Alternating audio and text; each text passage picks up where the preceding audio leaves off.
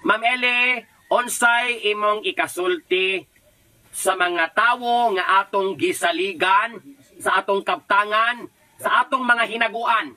Unya, pag-abot sa adlaw, matingala na lang ta. Nawala di ay hinungdan ang tanan. Nawala ang imong tanan nga gi-invest tungod lang sa tawo nga iya kang gipanamas-tamasan. Mga walay batasan.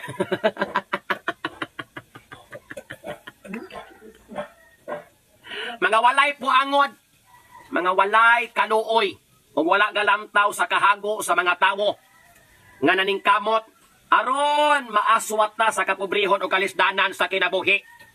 Kinahanglang atong ampingan ang mga grasya, mga day. Kay dili sa tanang adlaw sa atong kinabuhi, siging gaagas ang mga grasya. Adunay panahon nga muagas ang grasya.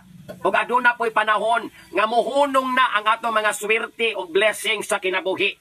So mintras na apa, atong patigaynan, atong ampingan, o kita pod nga gisaligan, mga panulay mong dagko,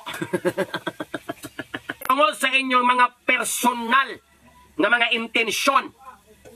Dili lali mangita og kwarta, dili lali mag-invest, especially kung atong hisgutan minilyon. Okay lang tingali nag 500, 100, 1,000, kay bahalag idasulas na halasigi. Pero kung maghisgotag minilyon, milyones, bilyones, bugat kaayo na day. Dili na joke.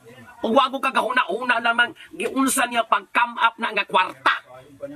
Nasulaw sa datong. Mga tawong walay konsensya, mga tawong walay kaluoy, mga tawong wala galantaw sa kahago sa uban.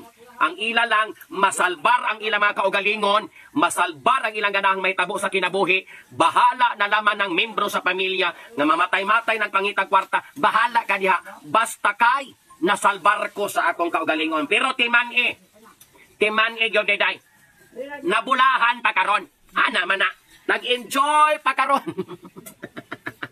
Ngano ko kung nag-apil-apil ani problema sa uban, bahala na unta mo, pero kaato ko silang padunggon, mga day. Malipay pa karon.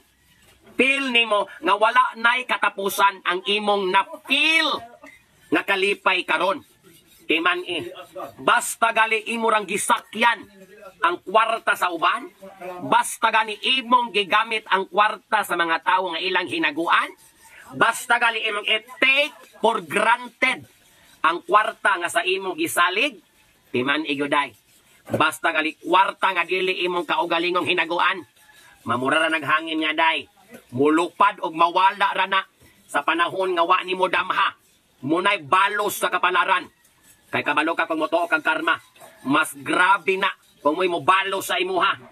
Kay kana dugo og pawis ang imong gitabla. Munang kamo pod no. Kung sagigan mo, ilabi na pag-abot sa mga property, kwarta, palihog pod. Aya mo pagka mapahimuslanon. Duyog mo sa kahago sa uban. Kay para tanan mabulahan. Ang gabaan din ng mga buanga.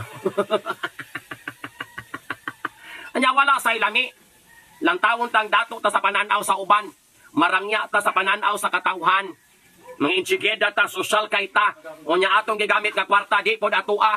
Ang atong gilipay-lipay, ipanghinambog sa uban. Gikan po sa kwarta sa tawo nga adunay gihaguan. Malipay mo, anak. Inyong gipakaon sa inyong pamilya, gikan sa pangbudol-budol o pang-scam. Malipay mo, anak, naka-invest mo sa inyong kaugalingon pero inyong ginamit kwarta sa ubat. Di mo makonsensya, anak.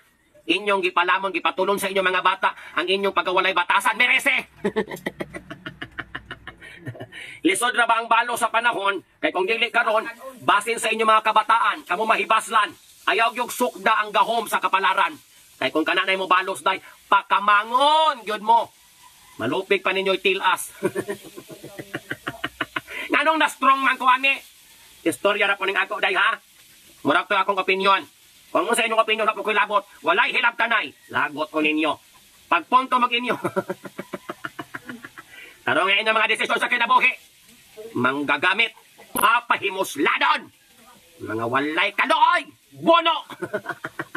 Light na ko yung mga palupian chop.